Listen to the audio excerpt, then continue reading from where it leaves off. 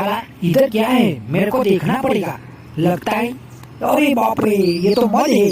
ये तो साला कटता है तो उजवाड़ देता है અને ફૂલીને ઢોલકા જેવા બનાવી દેતા है। ई साला उड़ता है तो ऊभी पूछड़े भगाड़ता है।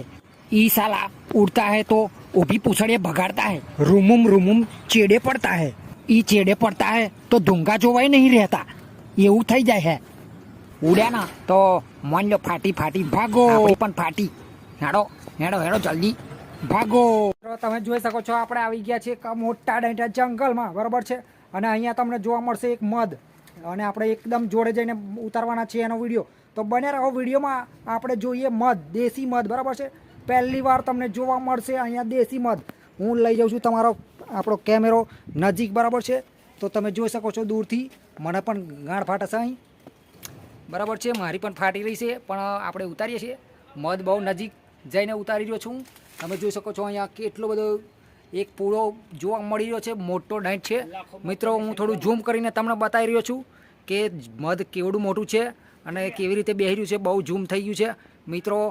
તો તમે જોઈ શકો છો મોખો કેટલી બધી છે, અને મારા અવાજથી શાયદ ઉડી શકે છે પણ, અને કડવા કઈડે તો મતલબ ફૂલેલા ડેડકા જેવા કરી દે એવું અહીંયા મધનો પૂળો જોવા મળી જશે મિત્રો।